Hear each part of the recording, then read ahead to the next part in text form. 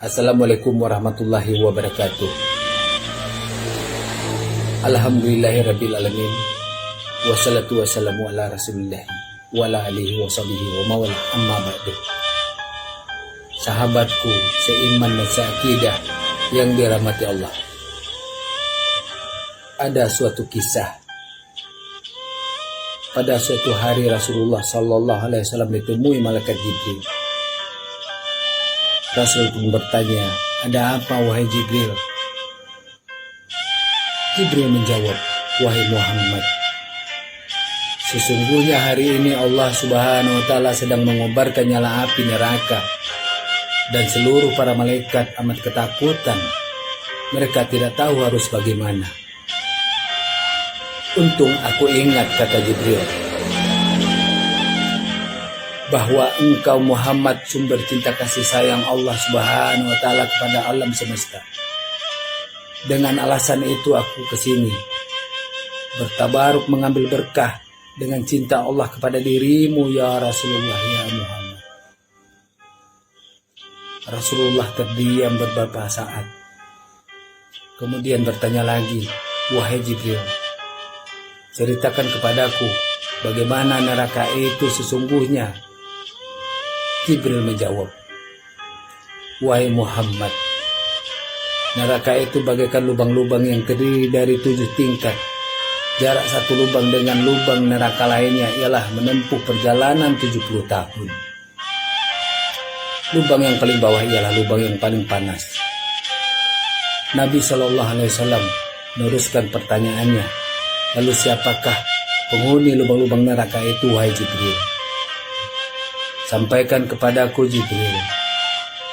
Jibril menjawab, "Lubang yang paling bawah diciptakan untuk orang-orang munafik. Lubang yang berikutnya untuk penyembah berhala, lalu untuk penyembah bintang dan matahari." Jibril terus menerangkan penghuni tingkatan neraka ke lubang yang kelima, tempat umat Yahudi. Lubang yang keenam dihuni oleh umat Nasrani. Setelah menjelaskan 6 tingkatan neraka, Jibril diam cukup lama. Rasulullah Sallallahu Alaihi Wasallam bertanya kepada Jibril, "Wahai Jibril, siapakah penghuni neraka yang ketujuh?" Jibril diam dan tidak menjawab. Rasulullah Sallallahu Alaihi Wasallam mengulangi pertanyaannya, tapi Jibril tetap diam.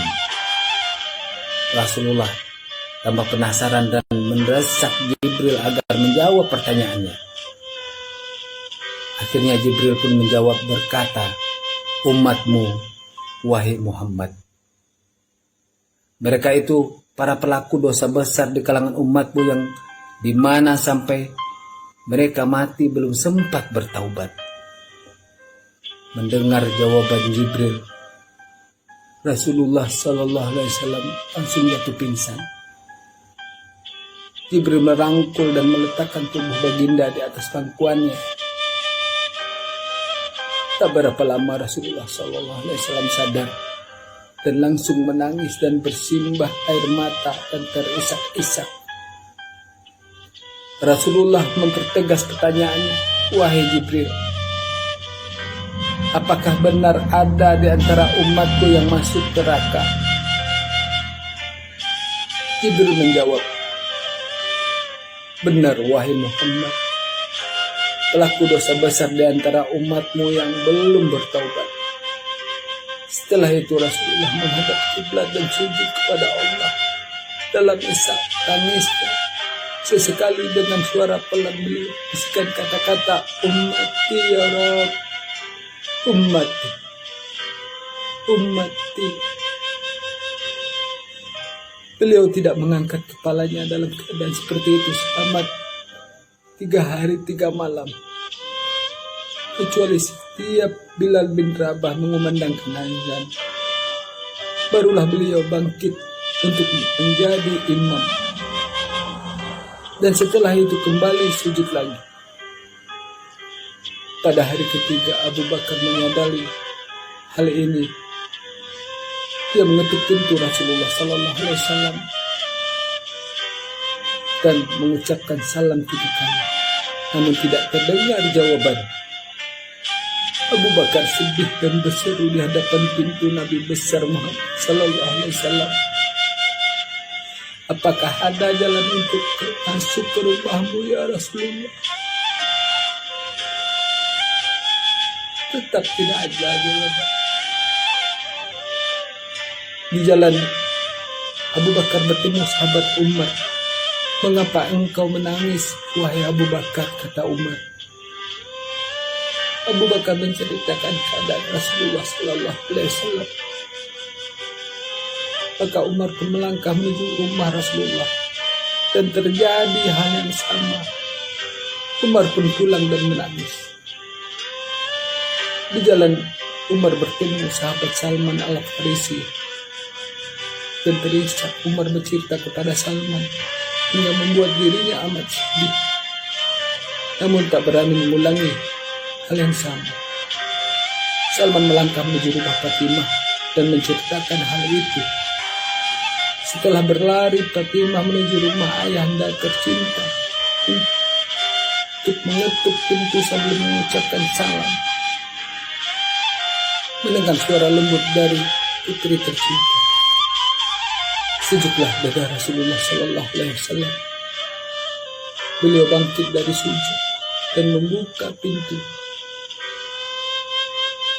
Alangkah terkejutnya Fatimah melihat Rasulullah, ayah tercinta amat kurus dan pucat. Fatimah memeluk lalu menangis, wahai ayahanda, apa yang terjadi? Mengapa engkau amat sedih seperti ini ya Rasulullah? Rasulullah kembali menangis dan berkata dengan suara risih, wahai Fatimah belahan jiwaku, bagaimana mungkin aku tidak sedih? Sedangkan Jibril mengatakan akan ada kelak umatku yang akan masuk neraka. Subhanallah, betapa besar cinta Rasulullah kepada kita umatnya. Sahabatku seiman dan sakidah, Rasulullah Sallallahu Alaihi Wasallam mencintai kita. Anta ma'aman ahbabta, engkau akan berkumpul dengan orang-orang yang kau cintai. Ibarat kita mencintai Nabi besar Muhammad Sallallahu Alaihi Wasallam yang mencintai kita umatnya, yang tidak rela kita masuk api neraka. Marilah kita mencintai beliau dengan berbanyak baca salawat. Sahabatku seiman dan seakidah dirahmatullah, sampaikan Rasulullah mengajarkan kepada kita, mandala ala khairin falau mitsu ajri fa'alaih. Siapa yang menunjukkan kepada kebaikan, maka dia akan mendapatkan pahala seperti orang yang mengerjakannya. Mudah-mudahan ini menjadi pahala amal jariah bagi kita semua.